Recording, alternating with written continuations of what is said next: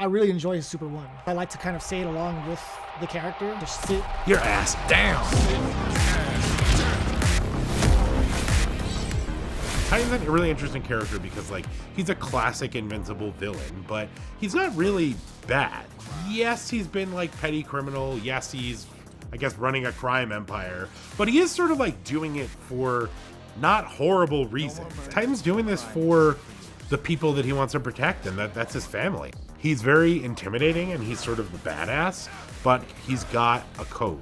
We have simpler environments like Kinetic Chamber, for example, and then we have the fully destructible ones, which is Titan's Penthouse. Titan's Penthouse is one of the few arenas that we wanted from day one. It starts off one way, and then by the end of the match, it's unrecognizable. And I think that's very Invincible.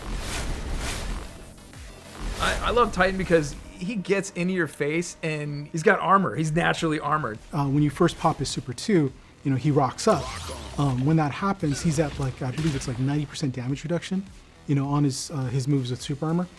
But each time he takes a hit, that gets reduced to the point where I think when he's down at like one hit left, I think it's like 15%, you know, of damage reduction. With the cost of 1 super meter, I armor back up. I can also cancel with a heavy to cause a hard knockdown. So you start off in the rock form. Most of his specials have armor in this rock form, which is pretty dope. One of the biggest things I like to test people with this character is seeing how often they want to just apply pressure without any real thought to it. You could blow that up completely. He is a bullet. You know, he's a very big heavy hitter. He doesn't have the best mobility in the game, but he does have good range with his normals. He also has a projectile. He can just kind of reach into the ground and pull out stones and chuck them at you, which I think is pretty dope. And the boosted version of it, he can actually hit. So you can actually hit this into different directions. That's pretty fun as well. He's got like a tackle, which can go right back into the combo system. He's just got some really fun shit. You wouldn't expect the big slow fella with armor to have any sort of mix, but he does. Down special.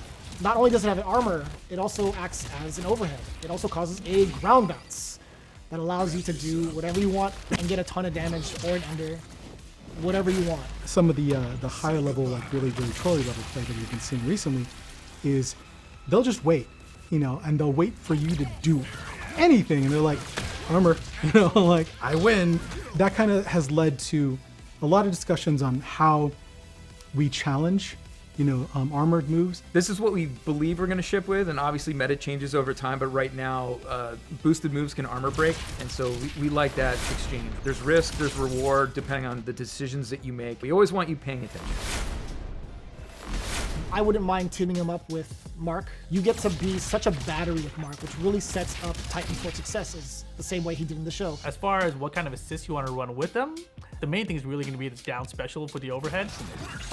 But a lot of his specials are also pretty punishable too. So you want to have assists that'll cover you when you're trying to hit this overhead, basically. I like playing with like Omni-Man or Battle Beast. I like bullying people with that team.